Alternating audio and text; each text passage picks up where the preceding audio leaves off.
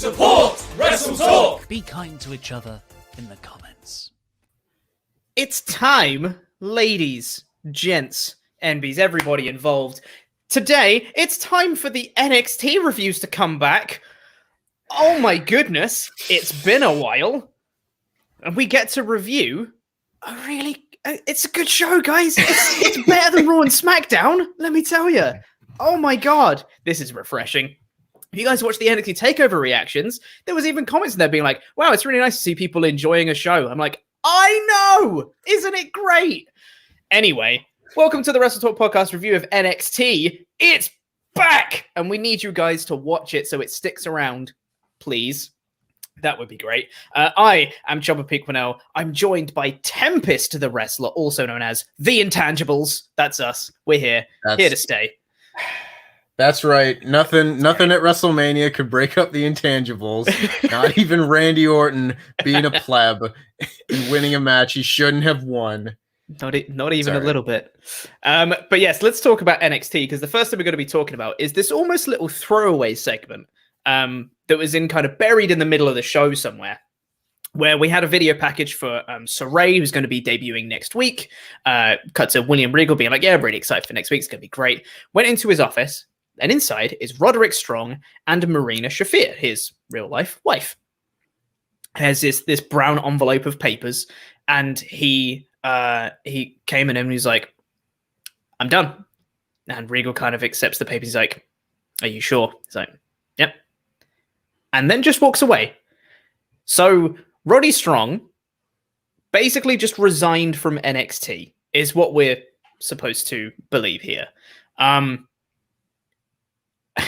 I guess that makes sense, considering Undisputed Era broke up at Vengeance Day, and they've been kind of going back and forth. And we were even saying recently, where do people fit in with this? Where's Bobby Fish going to go when he comes back? What's Roddy Strong going to do? Should he have his own thing with Adam Cole kind of thing, going from it? I think this means this is a main roster call-up for Roddy Strong, possibly on as soon as SmackDown this week. I don't know if that's the smartest move for him. I don't think he's going to do great on the main roster. I think he is earmarked as one of the NXT guys that's just going to not work on the main roster. But, hopefully I can be proven wrong. I can't really see what else is going to happen to him here. I don't know. What do you think? Well, I mean, just regarding the segment, I thought it was just so odd. So much of what happens in WWE is big and it's extravagant, and he quits and then gets carried out by 5 people. This was so understated. He just kind of went, I'm done. That's it for me. I don't know. And it was in the middle of the show, and it was backstage, and it was so odd. Not bad though, because, I mean, if you were going to go and resign, this is probably how it would happen in real life. It was interesting because, like you said, we've been talking about how we don't know what the future of Roddy Strong is going to be, and now he's resigning on NXT. For some reason, I don't know why I got it in my head that, I have a gut feeling, and this is based on nothing other than just my own suspicions. I think he might go to NXT UK. Yeah, that's totally possible. Because, I mean, no one watches NXT UK, but I think he would do better in NXT UK than he would on the main roster. I don't know why. Some of these, maybe it's just because he was in the Undisputed Era, or maybe it's because I've watched him in Ring of Honor and all this stuff. I have more of a connection with Roddy Strong than I have with, most of the people that come through WWE. I never saw Aleister Black before he wrestled for WWE. He's great and I love him, but it's not like I had that connection with him. If I see Roddy Strong running around with the 24/7 people, I'm just going to be heartbroken. Yeah. I just so don't want that to happen. Oh my God. And I know it's going to happen if he goes to the main roster. Now you've literally said 24/7 title. I'm like, yeah, that's exactly what they do. He'd come up probably on well, maybe not, because that might be a Raw thing. If he does come up on SmackDown, let's say, I reckon he might get a win over someone random. I don't know. Someone, it's meaningless, really. He might get a squash match against like some, local enhancement talent, or he might get like against someone completely meaningless that's low down on the card. Whoever Tucker's equivalent is on SmackDown. Yes, exactly. Yeah. So he'd get a win over them, and then he would lose, and then he'd lose again, and then he'd probably disappear from screens, I reckon. And that's... And then he joins the catering team. Yes, exactly, yeah. And then maybe he'll re-debut, 6 months down the line as someone's sommelier, and it will be a great time. Yeah, I don't think Strong would succeed on the main roster. Not just because Vince is Vince, but also I just don't think... Like, it took me a while to get invested in Roddy Strong. He's a fantastic wrestler. I love what he does in the ring.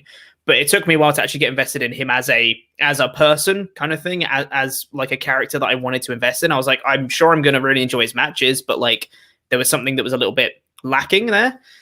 So I think maybe once he's exposed to a wider audience, if he does go to the main roster, they also might feel similarly about like, okay, this guy wrestles, and what's the extra bit? So I don't know how he'd fare. I don't think he'd fare well. So I kind of hope he doesn't get called up, and I hope you're right with NXT UK. Yeah. The only other thing I could see as a possibility, which I really hope it isn't, because I don't think it would make any sense, is if this is leading to some sort of story in NXT, that he actually just stays there, and this would be some sort of story beat of his. He resigns, and then, I don't know, Adam Cole goes and beats him up, and he's like, no, I'm not done with you. I need to, like, finish you off more, or whatever it is, and it kind of drags him back in. I don't know, but I don't think that's the way they're going. Yeah, I mean, I could definitely see that happening. That's a very WWE thing to do. Just be like, oh, he's out. Oh, no, he's not. Yeah. I don't know. I've said my piece on Roddy Strong and just kind of being cagey about him in general, because there's a number of guys who come across as like he's a wrestler's wrestler. And that doesn't really work in WWE very often. Because I love so many guys. I love Kyle O'Reilly to the moon. But I feel like Kyle O'Reilly's the same way, where I don't really think that he's going to be one of those guys that can break through and succeed on the main roster. And I hope I'm wrong. I hope I'm wrong about both of them. I hope Roddy Strong is WWE champion by the end of the year. But if I'm putting good Louis Dangor money on it, I'm not betting that that's going to happen. Yeah, totally fair. Yeah, I mean, I saw a suggestion in the chat of being they need a triple threat ladder match between Cole O'Reilly and Strong. I'd be up for that. I'd prefer a fatal four way personally with Fish once he's back, but that's just pure fan service on my part. That if the story doesn't make sense for it, I don't want him to do it, but I just want him to do it because I think it'd be really cool and it'll be really fun, and I just want to see it. But yeah, that's just me. But anyway, like I said, it was kind of just a throwaway segment, so I really don't have that much else to go on. Like, I don't think there's been any reports about what's actually happening with Strong necessarily. It's people just speculating at this point. So we'll have to wait and see. Maybe we'll find out in next week's episode, or maybe he'll just turn up in NXT UK. Who knows? We'll have to wait and see. But for now, let's see if we can get into some Ultra Chats here and see what you guys think. If you want to get in your Ultra Chats, you can follow the link right on screen right there, WrestleTalk.com/support. If you want your message read out on the stream, we'll get to every single one of them before we get out of here today.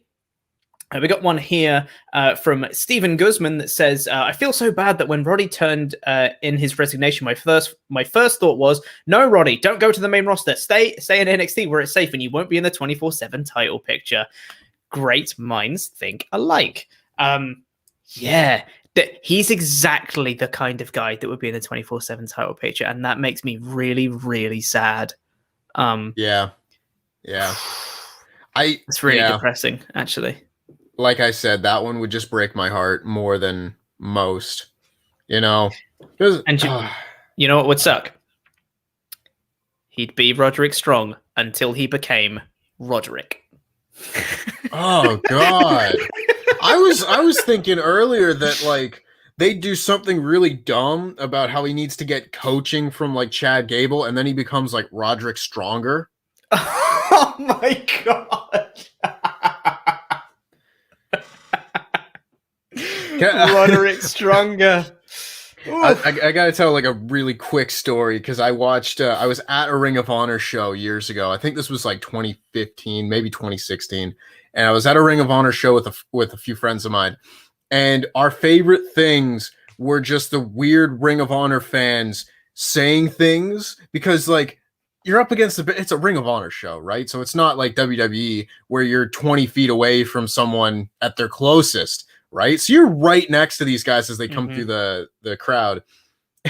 And Roderick Strong's coming out, and I think he was a heel. It'd be better if he was a babyface for the story. But some guy right next to him just goes, "Yeah, Roderick, weak."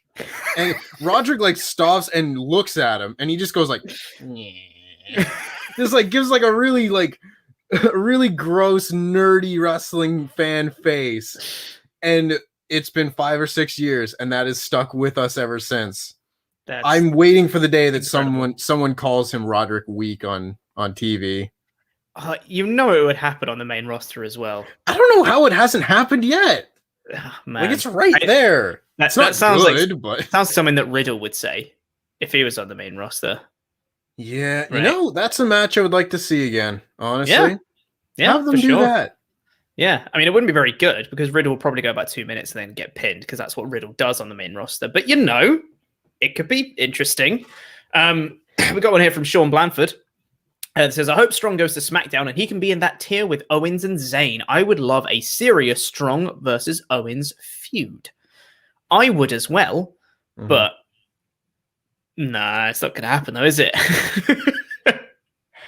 No, probably not. I mean, of the two options of Raw and SmackDown, I would much prefer him to go to SmackDown, obviously, because Raw is a bad show, and SmackDown is a less bad show, occasionally a good show. And I would prefer Roderick Strong to be on an occasionally good show than an always bad show. Yep, agreed on that one. Also, so I have 1993 is correct. Strong and Corbin feud, wouldn't it? My God! It would be a Strong and Corbin feud, wouldn't it? You're right. That's absolutely correct. Oh my God! It'll be real bad. It'll be real bad. Why? Why is Baron Corbin like the gatekeeper of WWE main roster call-ups? Oh my God! Yeah, I know. It kills everyone dead. I know. This isn't about Baron Corbin. No, it isn't. Thank God it isn't. There's still time. He might go to NXT UK. Hold out hope, Tempest. Hold out hope. There might still be time. Anyway, we'll get into more of your Ultra Chats later on before we get out of here today. If you want to get more of them, WrestleTalk.com/support, and we'll get through every single one of your Ultra Chats before we get out of the show today. Also, before we get on to reviewing the rest of the show, I did quickly just want to say that it's great that the NXT reviews are back. I'm really enjoying myself doing them. We've got the team of the Intangibles with me and Tempest, but the best way to make sure that these things stick around is to make sure you watch them. So share them around with your friends and your family and your grandma and your cat. Like give it to everyone and make sure they all watch, because if they don't get enough views, then we can't do them. We can't justify doing them. That's the reason they had to go in the first place.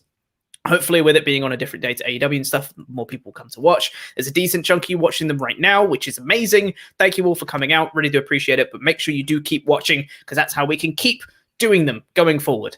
That would be great. Thank you. Now, enough with the plugging.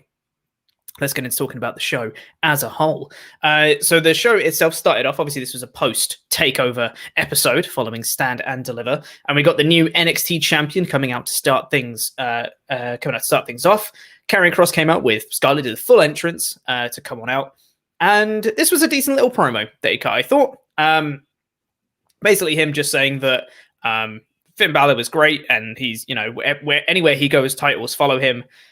Now I'm on top, and the only place people always say that when you're at the top, the only place to go is down. That's a lie. I'm going to keep going up because I'm great. I thought it was a good promo. I really like when he gets shouty because I feel like he has a great intensity to him. He has that really gravelly quality to his voice that when he turns up the intensity and gets shouty and gets aggressive, it sounds really good, and I buy into what he's saying. I don't know if the content of the promo was particularly great. It was fine. But I think it was a really good delivery of it. It was good. I thought good overall. I thought this promo was a solid fine. Mhm. You know, I really liked the line about people say that, you know, you can only go down when you're at the top, and that's a lie, and you're just going to keep going up. I really liked that line. I thought that was cool. I just prefer that my big scary wrestler men don't talk as much, you know? And that's just a me thing. Like, it's not going to affect my enjoyment, like, of the quality of the promo. Because again, I thought it was fine, but I don't know. He, to me, doesn't look like someone that I want to see talk. Maybe you can have Scarlett do more talking for him. You could just have them not really talk. To me, Karrion Kross shouldn't be a guy going out and cutting promos. He needs to be special and a little bit more different than that. And I don't know. To me, it just kind of felt like he was just another guy when he did this promo. And I'd like to see that change a little bit. That being said, thought it was fine. Yeah, I think it would have been fine if he did cut the promo, but maybe not a 5-minute one, because this was a 5-minute promo. Maybe if he came out and cut a few lines, that would have been fine. You know, if he literally just came out and said, you know, people always say when you reach the top, the only way you can go the only way you can go is down. I'm going to prove that is a lie, and that's it. And then just be like, everyone needs to step up because I'm the new guy in town, or whatever he said, you know, much better than I could do. But then just holds up the title and then walks off. Like, that would have been okay for me. But I think it was because it went on for 5 minutes. It kind of, it didn't quite gel with the Kross character, but it was still fine. We then got a video recap of both nights of TakeOver, which was a fun little look back at everything that happened. And then we got, as a result of one of the pre-show matches, we had Killian Dain and Drake Maverick beat Breezango for a shot at the new NXT Tag Team Champions. And we got that match on this show, which was MSK versus Dain and Drake. This was an interesting match. I saw what you said in the edited review that went in the WrestleTalk news earlier. I don't necessarily agree with the botchiness. I didn't catch up on that at all when I was watching it. I thought it was okay, but I didn't catch up on a lot of the botches. Maybe that's just me watching that I didn't catch them. But the thing that really stood out to me in this match is that MSK got booed. Yeah, what's up with that? What up with that? MSK are great. Why are people booing them? I don't understand. Maybe wrestling fans are just really fickle. Maybe that's what it is. Maybe Brian was right all along. You know, I very often do not like to blame the fans, the collective fans for things. Like, I see Seth Rollins. Yeah, Seth Rollins he likes to blame the fans for things not going his way. And that just pisses me off, like, a lot, you know. But so I like to kind of separate that and give fans the benefit of the doubt. What in God's name is wrong with these fans? Like, why? This to me, like, I don't know. This to me kind of irritated me because they're like a new team, and you really want to like support the new talent. And when they're just like a happy-go-lucky babyface team who's like really good in the ring, piss off. And like they're very charismatic, they're very engaging. Like, they were cheered at TakeOver when they won the belt. So like, what's changed for them to boo them? And I've seen people make the argument that, well, they're up against Drake and Dain, who are possibly more over baby faces than them, which one I disagree with. And also, they got booed on the announcement of them coming out. It was just the ring announcer saying, please welcome your new NXT Tag Team Champions, MSK, and they got booed. And then it led into the match where they got booed in the match as well. So the crowd had already decided that they wanted to boo MSK when they got announced. I don't know why. And that really threw me through a loop in this match, because I thought it was genuinely quite a fun match. This I thought was better than the pre-show Breezango Dain Drake match. Had some really, really cool spots in it. And yeah, but it just really kind of soured me on it. I was like, what's the crowd doing? Why are they doing it? I'm very confused, because I still really like MSK. I don't know, man. And the thing is, if the crowd wanted the Grizzled Young Vets to win the belts, I wanted Grizzled Young Vets to win the belts at TakeOver, then why did they cheer them when they won the belts at TakeOver? Surely they would have booed, because that's the place you boo, because Grizzled Young Vets didn't win. But it seems really weird timing to me to cheer at TakeOver and to boo them now, and I didn't get it.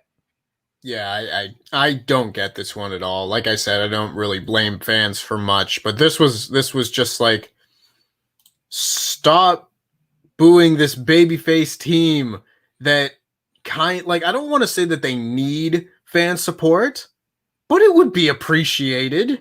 Mm-hmm. You know, if you could support this really talented, young, new, fresh team, I think that would probably, because we don't have any good babyface teams on this show. So please don't make the people in NXT say like, oh, we need to turn MSK heel. People are booing them, because that's not good.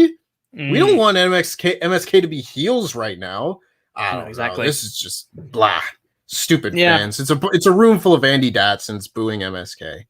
Yeah, exactly. But afterwards, MSK picked up the victory, obviously. But it was a very fun match. There was a nice little spot where Dain tried to do the powerbomb on Drake Maverick that they do onto the person, but they moved out the way and like rolled out the way, so he just ended up powerbombing Drake Maverick. Nice little spot, nice little finish. And then afterwards, Imperium came out and just started beating up Killian Dain. And then Alexander Wolf seemed to be kind of directing traffic a little bit. And then afterwards, just as they walked away, there was just a little look between Marcel Bartel and Fabian Eichner being like, is Wolf okay? I don't know what they're doing with that either. I don't want Imperium to break up. Don't do any sort of tension between Imperium. They're really, really cool. Thanks. Yeah, I don't want Imperium to break up, and I don't really want Imperium to be feuding with Killian Dain and Drake Maverick. Yeah.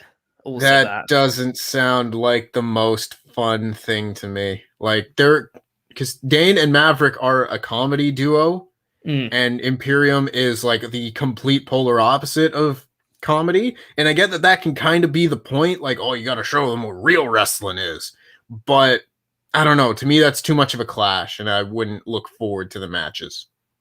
Yes, agreed. But we'll have to see where that goes. Don't know what the whole Wolf thing's about.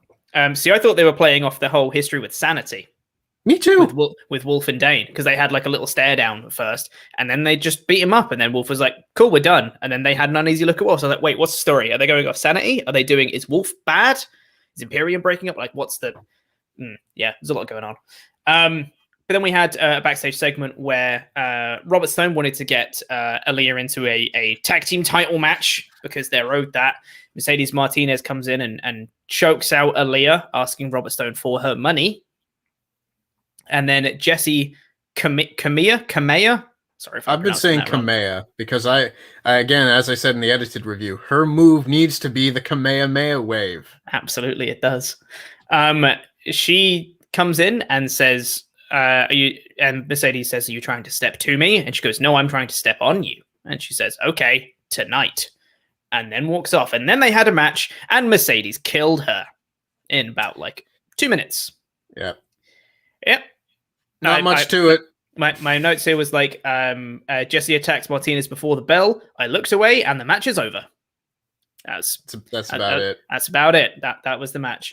I would really appreciate Mercedes Martinez getting as far away from Robert Stone and Aaliyah and all this as possible. Robert Stone is cool. Like he's a good performer and everything. Aaliyah is not. But yeah. Yep.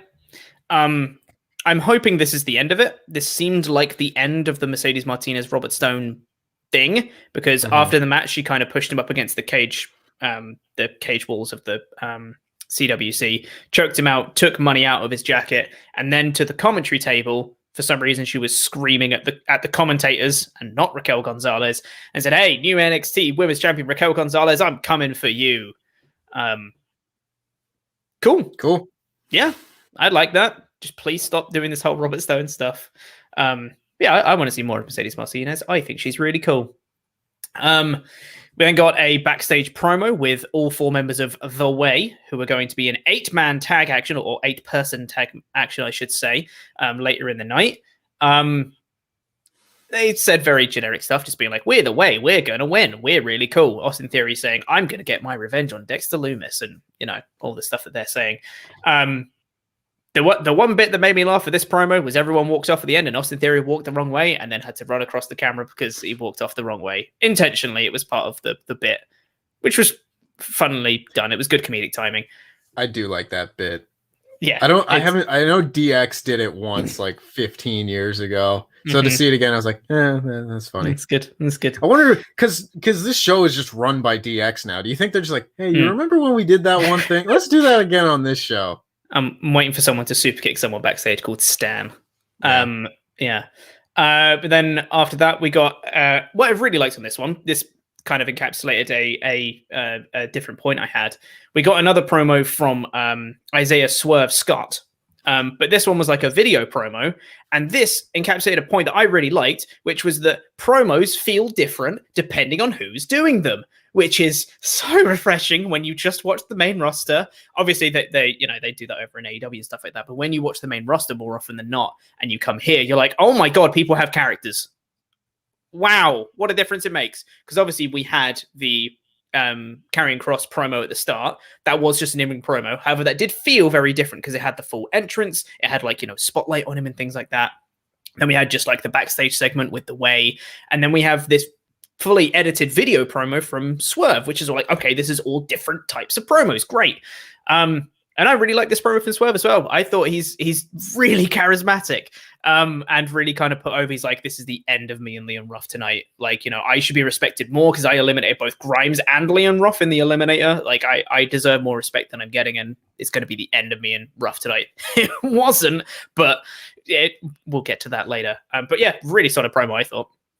Yeah, I mean, it's kind of funny because I had basically word for word what you just said in the edited review, and I had to cut it out for time. Oh, man. Because, again, great minds. This, to me, shows that he's someone who's different.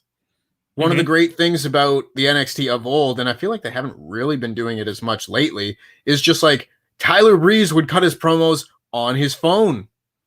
And it's a little thing, but that made him different. And when he goes to the main roster, he just does backstage promos like everyone else and is no longer different. Everyone just kind of blends together on the main roster. And you see it all the time in AEW.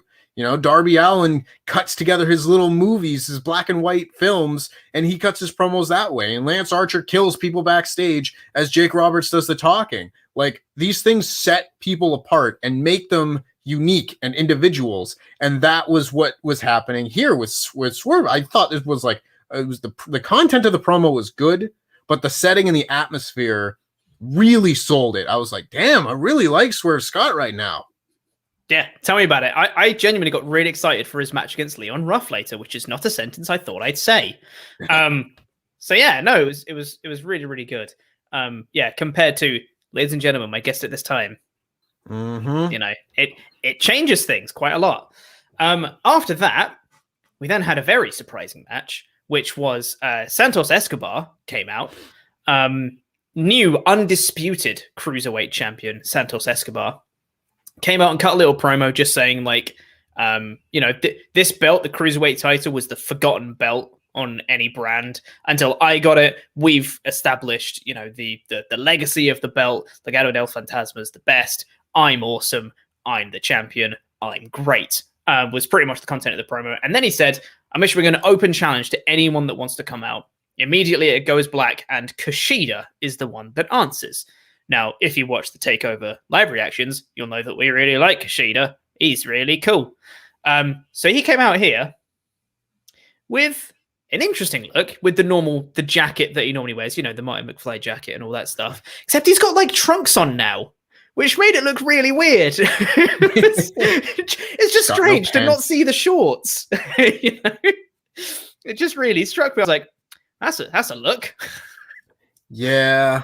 It's fine. Poor guy. It's fine. Poor guy. I did like how in Santos Escobar's promo beforehand, he was like, oh, the ladder match stole the show at TakeOver. And I was like, no, not so much. It was like, great. Yeah. He's like, no, sorry. But it's like, I get it. He's a heel. Yeah, he's a fine. heel. He's allowed to lie, but it's just like, but you didn't though. You didn't. Yeah. Kushida comes out. He drop kicks him before the bell, which I thought was an interesting bit of fire from Kushida. Escobar then sends the rest of Legado del Fantasma to the back. Once again, he did the same thing at TakeOver after they kind of ran in without his approval and kind of beat up Devlin. And then he sent him to the back kind of thing. So I don't know whether this is a very gradual kind of face turn for Escobar. Be a weird thing to have like a face faction for me, but maybe it can work. However, this match I thought was really, really fun. Really cool back and forth, especially for a TV match. I thought this was really, really good. Really inventive spots as well. Like I think you mentioned in your thing, there was a Boston Crab on the outside on top of the steps with Kushida's neck pushed against the ring post. Like loved it. Loved it. That really hurts. Awesome spot. Yeah, it was really, really cool. Loads and loads of inventive spots in this one. Then we got to the finish. And I have mixed feelings on this finish because I think in and of itself, in the context of this match, the finish itself, good. Really liked it. He was going for the Phantom Driver, counter into like a little roll-up sequence, and Kushida just manages to get a roll-up victory and becomes the new undisputed NXT Cruiserweight champion just after Escobar became the undisputed champion at TakeOver.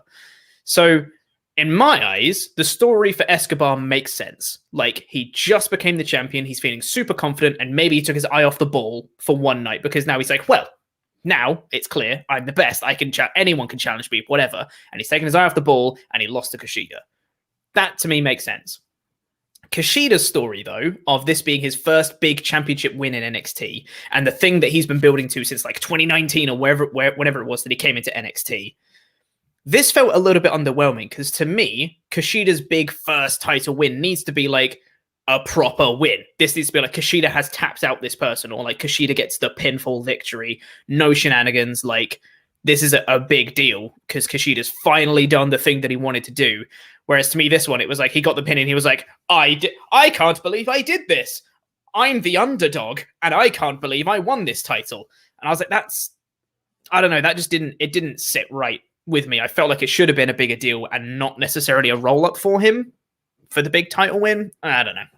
Yeah, no, I definitely get what you're saying. Like, if they're going to tell the story, because I don't think they're really telling the story of Kushida's been here for 2 years, but he's never won anything. He's going to have the big climactic moment.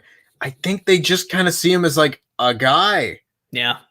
You know? And it's us, the fans, who are saying like, oh, he's this underdog who's, hasn't won the title, and oh my God, he won the first belt. Oh, it's so great. But to them, it's just like, yeah, he won a title. He's the guy who won the title on the April 13th episode of NXT. Like, I don't think in their minds there's like a higher level of thinking involved. Mm-hmm. Maybe I'm wrong. Maybe we're going to now build to him getting like a really big decisive title win, and it's going to be this big moment for him in his career. But if I had to put good Louis Dangoor money on it, I would think that that's not going to happen. So I don't know. Again, the booking of everything I didn't have that much of a problem with, because I've seen other promotions with a better track record than WWE do the same thing, where like you have your really big moment where you merge the two titles and then you lose. It's like you hit your peak and then you pass it to somebody else. Like New Japan does that all the time. All the time. They literally just did it. Yeah, with Kota. Don't remind me. Not the best example, but they've done it. They've done it in the past, and it's been very successful.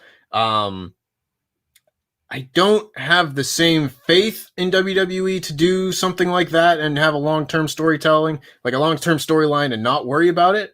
But I'm crossing my fingers because I'm giving NXT another shot. Mm-hmm. And we had a good first episode, so I'm remaining hopeful. Yes, and backstage afterwards, Jordan Devlin comes in and challenges Kushida and just says, "I'm the man around here. Who did you ever beat?" It's like he literally just beat Santos Escobar, but okay. Mm-hmm. But yeah, so essentially we're going to get a Devlin challenge Kushida probably before long. We then got I guess you perhaps missed, but it sounded like he was going back to the UK.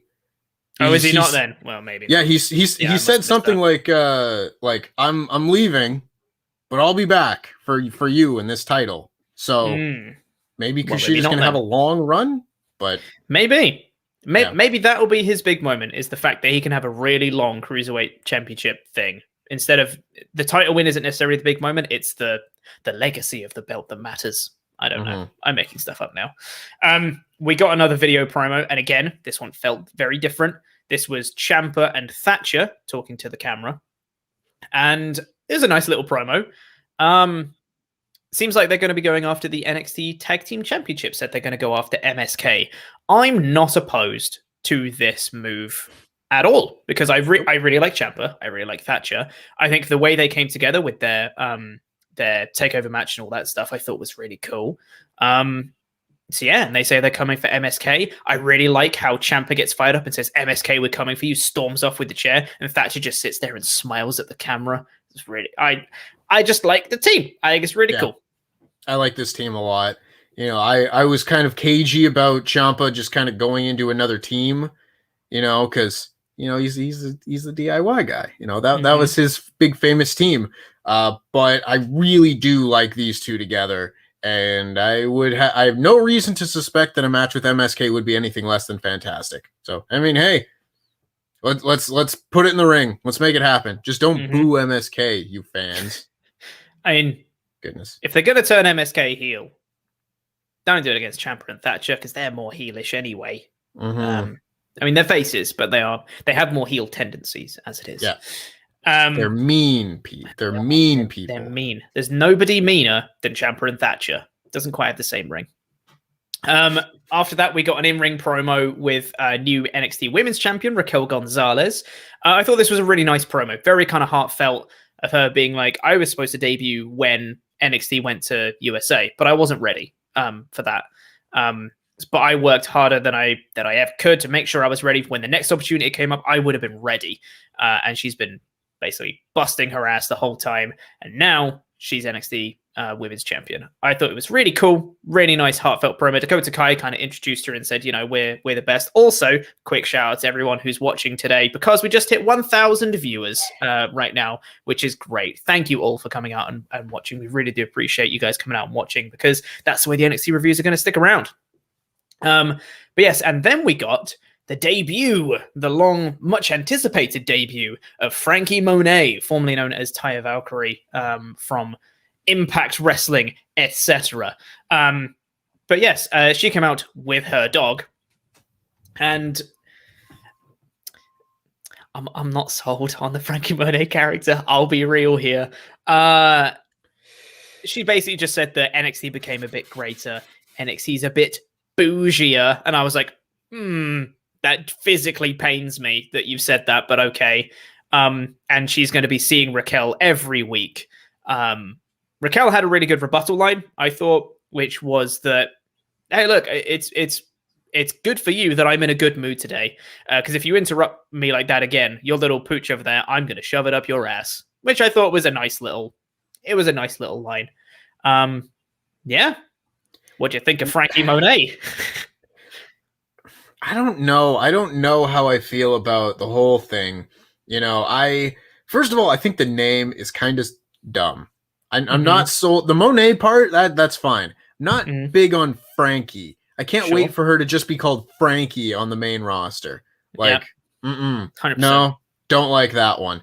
But I don't know. There were like a few moments where like she would say a line and there would just be like 2 seconds of silence. And then the crowd would be like, yeah. Yeah. And I don't know if that was like her promo just not landing, if the crowd was just kind of like just generally uninterested or what. Or I don't know if this would have been better like Full Sail with a bigger crowd, but didn't click. This was a miss. I did not think that she came across as like a big star. I don't know. Raquel, it's tough. It's really tough.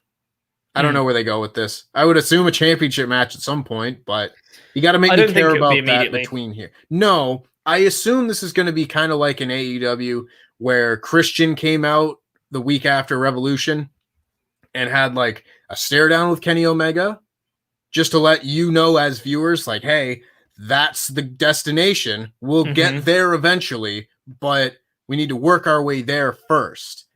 I need to be, because I'm really sold on that match. Christian and Kenny Omega, love it. Don't need to do a whole lot to get me more invested. You need to do more to get me invested in Raquel and Franky Monet, because I don't care right now. But yes, we've got agreed. time. Yeah, they've definitely got time.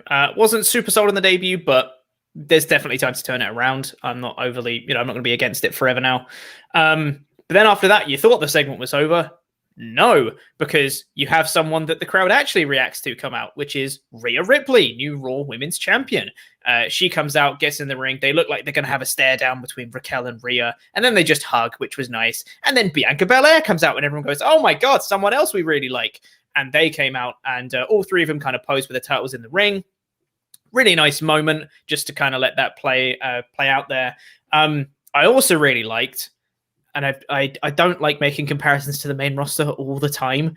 But if this was on the main roster and they had this sort of moment planned, each of them would have come out. Each of them would have cut a promo. Each of them would have held the titles aloft for ages and been like, this is really important. Here is why it's really important. Whereas for this, they came out, they hugged, they held up their titles, and that was it. It's just a little moment, and you just go, oh, that's a really nice moment. Yeah. And that's it. That's all you need. Well done, NXT, for showing restraint. It was show, not tell. And I think that's very good when it comes to this sort of thing. Like, don't treat your fans like they're dumb. Just like, you can put two and two together. You can understand what's happening.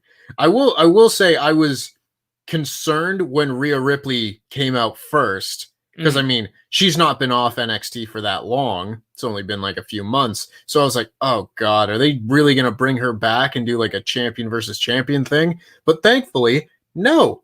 They hug and Bianca comes out after that. And there was the part of me, I feel like this is also like how Mr. Davis was feeling when he was like, oh, the Sasha and Bianca crying at WrestleMania took me out of things. I felt like that for like a half second where I was like, these guys aren't all baby faces.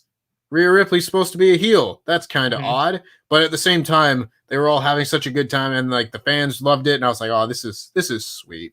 So it didn't bother me that much. But for a second, I was like, what's going on here? You don't all like each other. Yeah. It was like also, a graduating class type thing. It was nice. Yes, it was. Yeah, it was very nice. Also, could not disagree with Ollie Moore about the thing taking him out of the match because, God, it just enhanced everything for me. It was amazing and I loved it. Anywho, we got a little Pete Dunne promo backstage. Him just saying, like, I'm amazing. I beat Kushida. I'm cool. Someone needs to fight me, please. Thanks. There you go.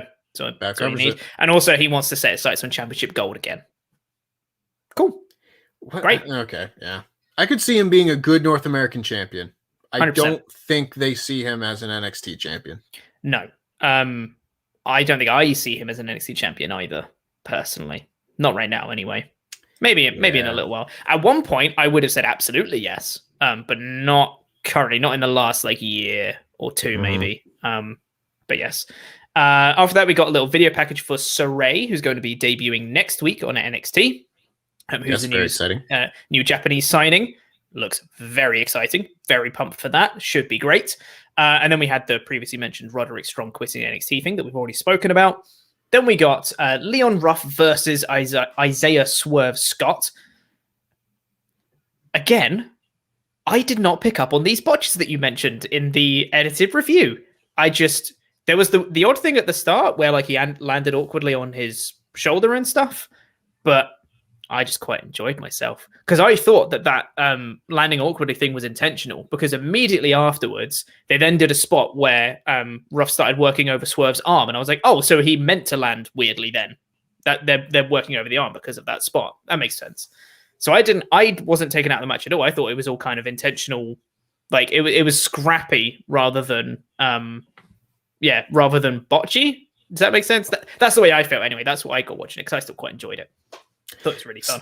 Yeah, I don't know. It took me out of the match a little bit. I noticed this a lot more in matches where one of the participants is like really small, like Leon Ruff, Marco Stunt, kind of small, like comically small, where occasionally it just kind of gets hard to maneuver someone that small and control their weight and yours as well as you would if you were wrestling someone who was like 50 pounds heavier, you know? Because like if you go to suplex somebody, you have a pretty good idea of like how their body is going to move. But if they end up being like just significantly lighter, yeah, you might be able to just like adjust and do it and just not exert as much energy. But if you exert the same amount of energy, just like, you know, out of like routine, then you might end up just kind of launching this guy. And I feel like that's kind of what happened in a few times here.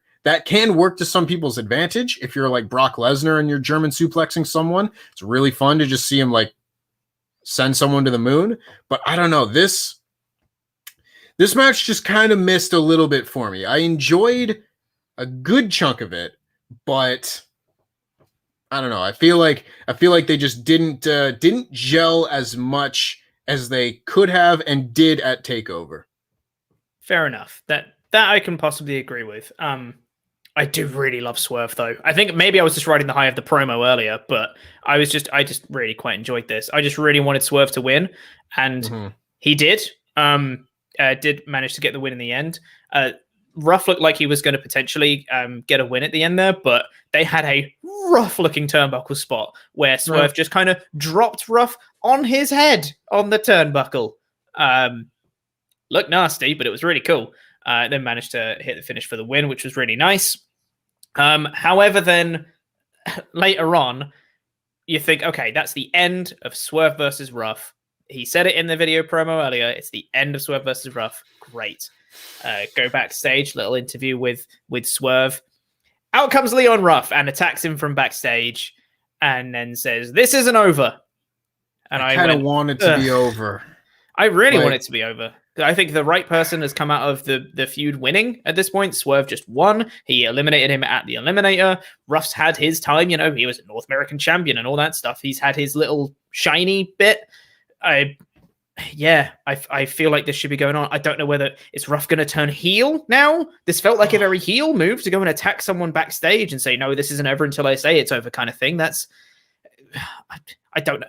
Why would you attack Swerve then? Because Swerve's only just turned heel on Leon Ruff. Like, why would you then have him do that? I don't know. Yeah, I'm not a fan. Not a fan of this decision. Because Leon Ruff is not the kind of babyface that needs to get the win at the end. That's not what he's there for. He's the sympathetic babyface that you use to get another heel over. And that happened here. We got Isaiah Swerve Scott more over by beating Leon Ruff. And now they're just going again. Yeah. I don't like this style of booking. Like, here's the end, and now you're getting another one. It's like, no, it was over. That was the end of the movie. Yeah, that's why I don't like Return of the King. Because, good God. 6 endings. Yeah, exactly. So yeah, I hope that Swerve can still come out on top out of this, and I hope they don't do like, "Oh, well, Ruff's the babyface, he needs to win the feud" kind of thing, because that would be a bad choice, I think. We then got a backstage promo with Zoey Stark, who beat Toni Storm on the first night of TakeOver on the pre-show, and she was saying that she wants to set her sights on the NXT Women's Championship now that she's here. And Mercedes Martinez comes in and says, "No. I think you'll find that I would like a shot at the NXT Women's Championship. You're just a rookie."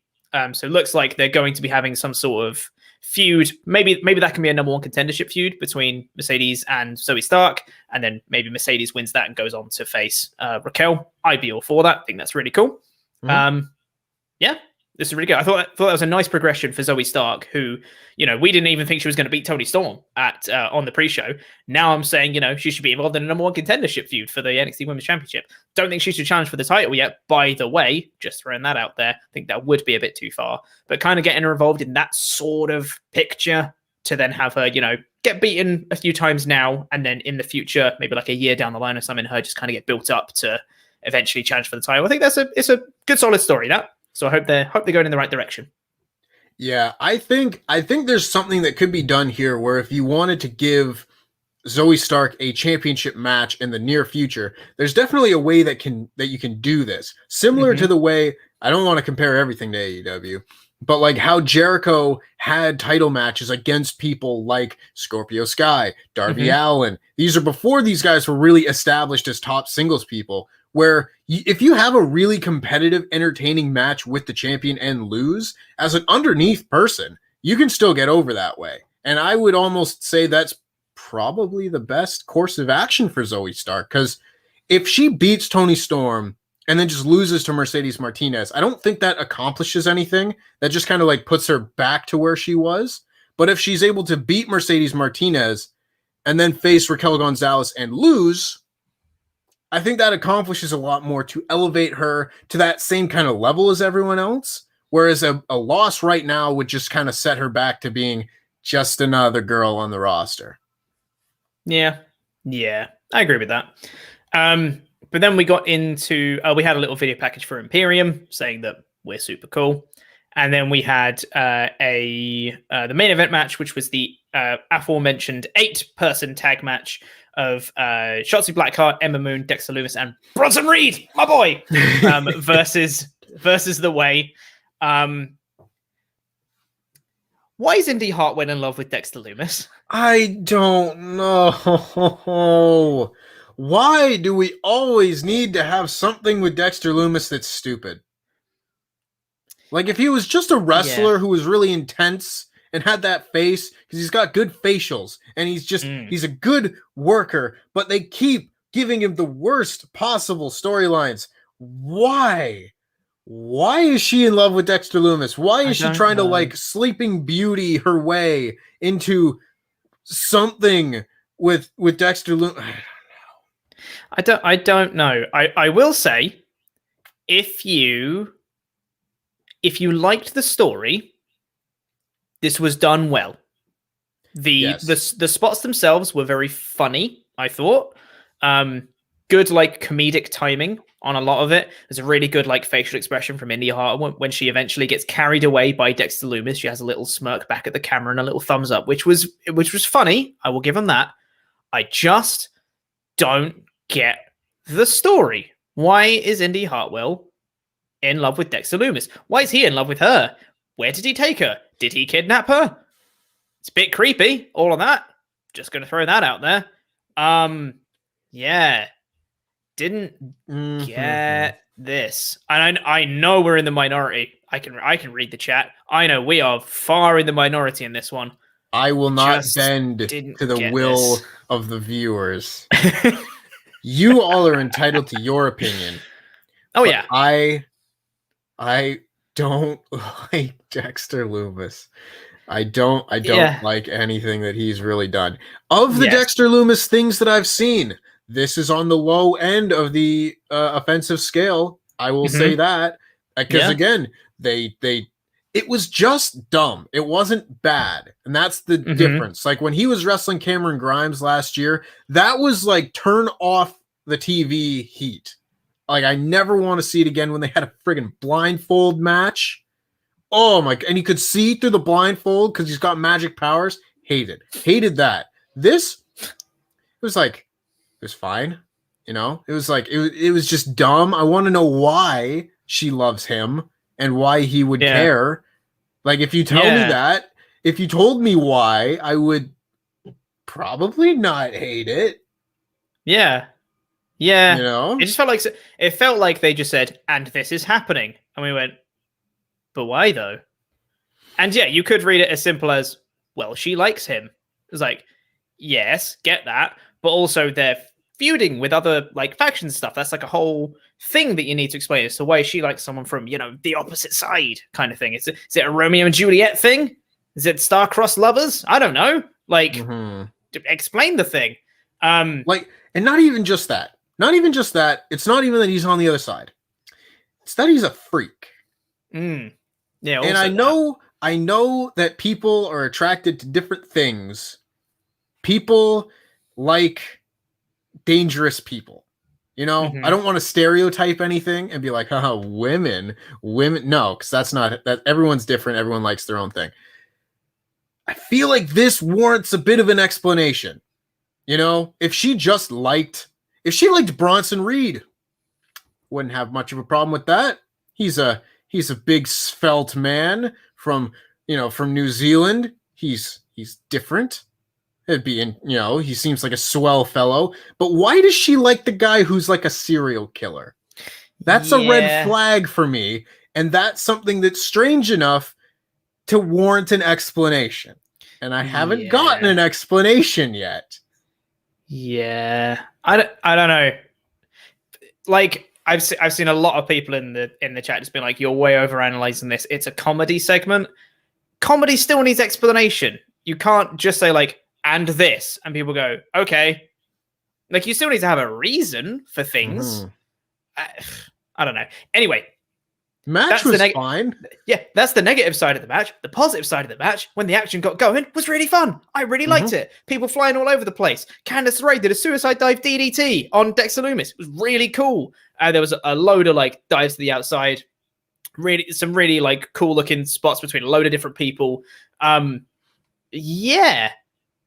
I really like the Bronson Reed is big spots. Call me simple, but God, Candice LeRae trying to do a superplex on Bronson Reed, and Bronson Reed just sitting there while Candice LeRae is hanging off of his neck. I was like, this is good. Apparently, I'm easily pleased about that. But yeah, here's the other thing I'll say. We're going back to the negatives about the whole Dexter Lumis thing, because I just thought of another point, right? If you liked it and you thought it was funny, cool.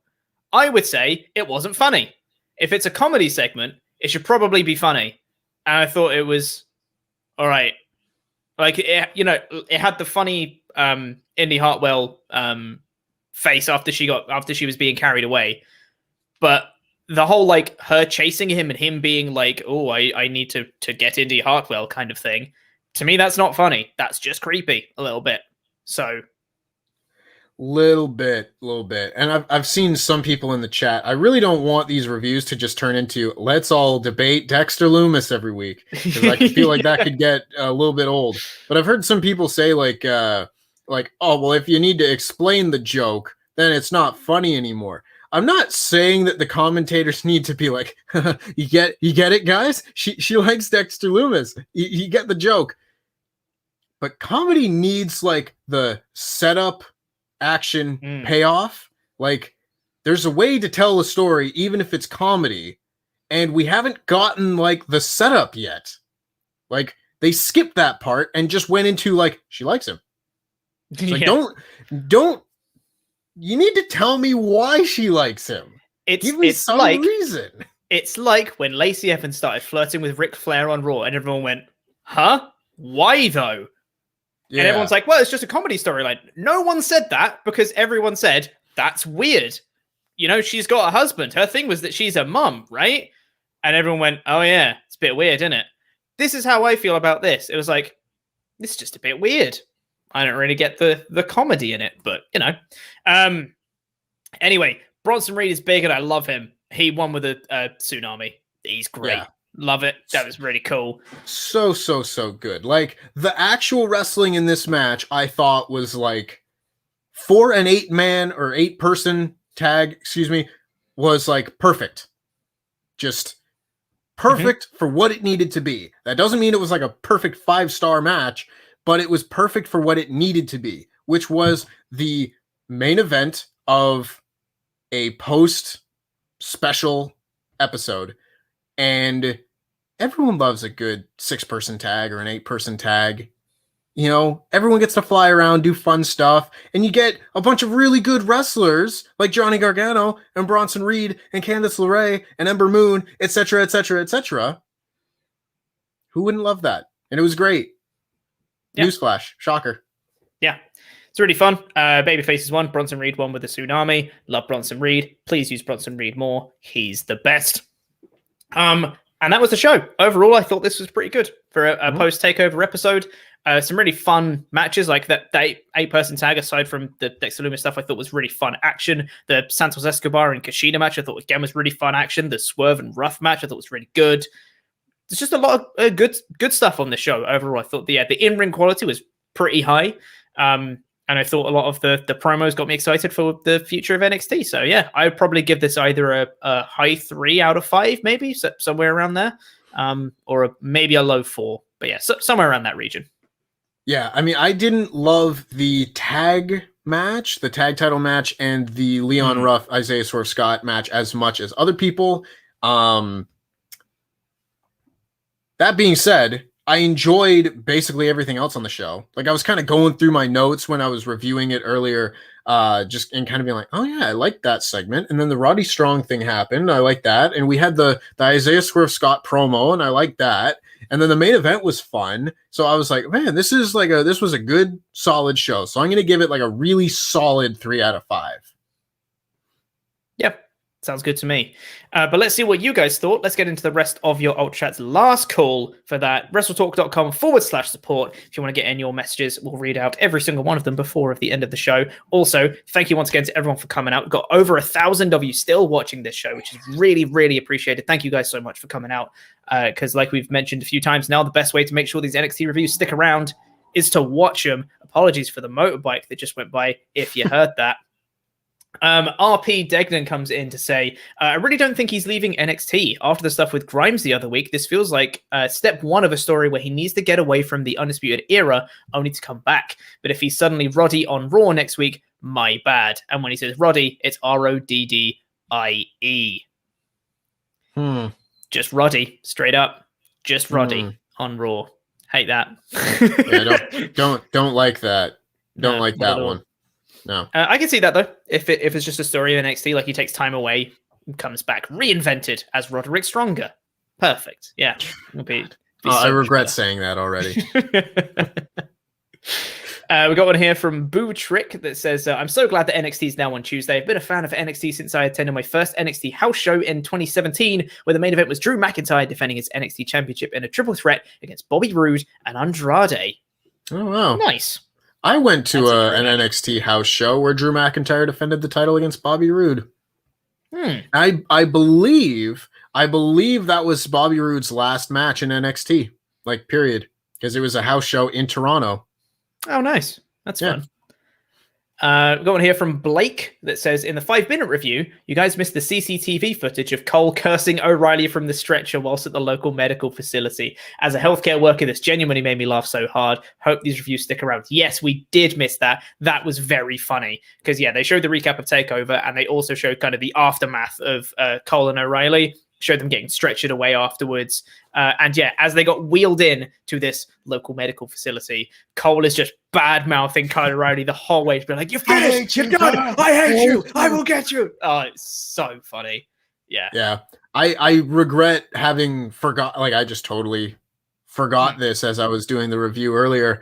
Yeah, I was stuck somewhere in between loving this and hating it, because they're like, it's really dumb. I don't know if I would take 2 guys that like just tried to murder each other and wheel them in right next to each other in the hospital. Yeah.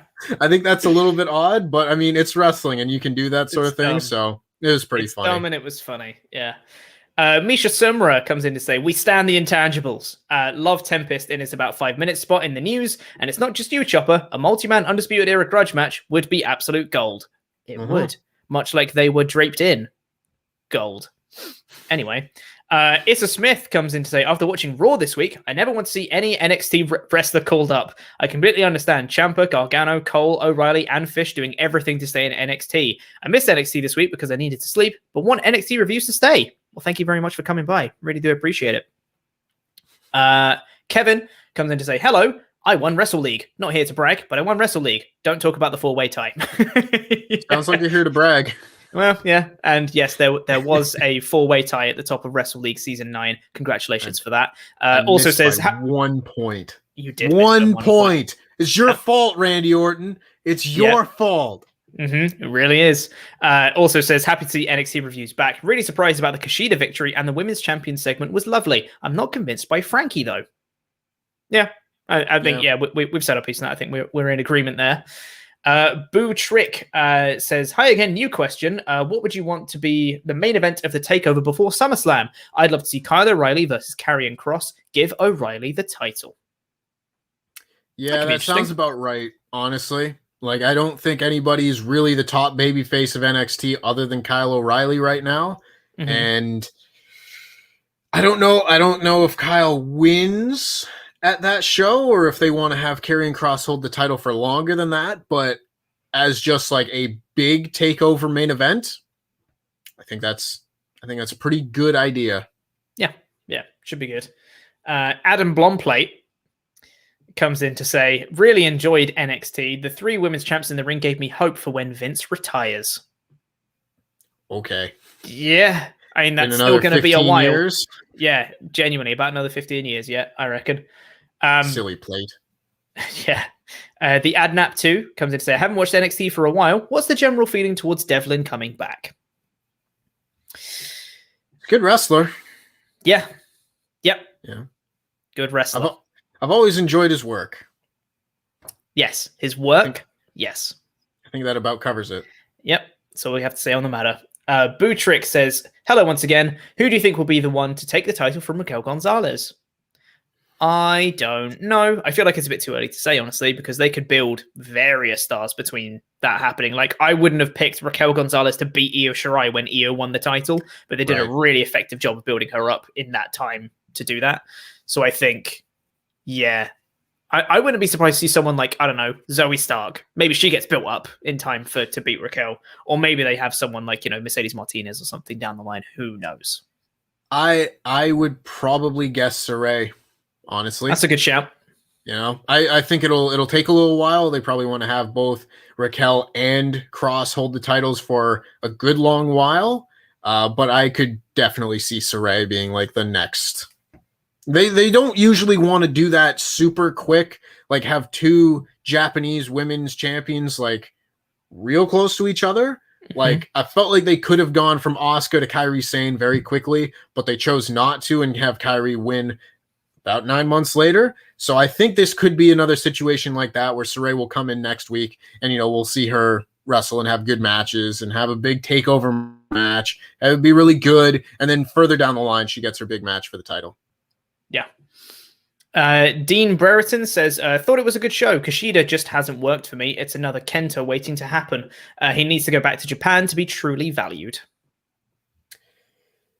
Well, I mean, that sounds pretty harsh, but I don't know how wrong it is. I don't think it's because Kenta got injured a lot in NXT and his work was significantly worse than it was when he was in Japan. And that sucks because I really did like Kenta, but Hideo Itami, I think, had one really good match during his time in WWE. And I think the style and the coaching of NXT just really messed him up because it took a while for him to get out of that funk once he went to New Japan afterwards. Yeah, exactly. Yeah. Blind Raw says, enjoyed the stream of random thoughts on the show. I kind of like Ruff not letting go. Cole versus Kyle O'Reilly is really going to turn into Triple H versus HBK feud, and I'm okay with it. Lumis bores me, always has. I wonder how the Dakota Raquel relationship goes now. I do wonder about that. I don't know what Dakota is really going to be doing now, because, she's been surpassed in this team as, the singles person. It's no longer her and her bodyguard. It's now, I'm not going to compare Raquel to Diesel, but in terms of just the big bodyguard has now won the title. I don't necessarily think that Dakota Kai is Shawn Michaels, but maybe Dakota Kai is the person who's going to take the title off of her down the line. Yes, agreed. We've got one chat here that was actually left over from Raw, which we're going to read out now. I couldn't agree more with Ollie in saying F WWE. They can't be trusted with the most simple of storytelling anymore. The Fiend is ruined. The Hurt Business is ruined. Why replace Shelton and Cedric? The whole of Raw made no sense whatsoever. Yeah. I mean, they've already spoken about that at length from Raw. But yes, thank you. Raw is bad. We know this. Bad. It's bad. It's a bad show. And we've got a couple more here. RP Degnant says, also, usually just a podcast guy, but I'm here to support the NXT reviews and will be as long as it takes. Glad to have it back. Thank you very much for coming out. We appreciate you being here. And a couple last minute chats here. Vomito caliente. Does that mean hot vomit? That's amazing. I believe it does. I know now that I'm exactly like Reed, weight and height. I now feel loved by John Silver. I mean, lovely Pete. Yes, you are loved by me if you are Bronson Reed. That's what happens. Love that. Projection 2K says, are you looking forward to Quizlemania tonight, Pete? Been acting weird lately? No, I haven't. I've been totally fine. I don't know what you're talking about. And yes, it should be very good. You didn't even start the stream with the jacket. You didn't wear it at all this time. What's going on, mate? I mean, you don't need to tell him. He doesn't watch NXT. He's an AEW mark. It's fine. That is an excellent point. It's fine. Bootrick says, last Ultra Chat, I swear, but the house show I attended was in St. Catharines, Ontario. It was probably on the same loop. Honestly, it was probably the same week. Yep.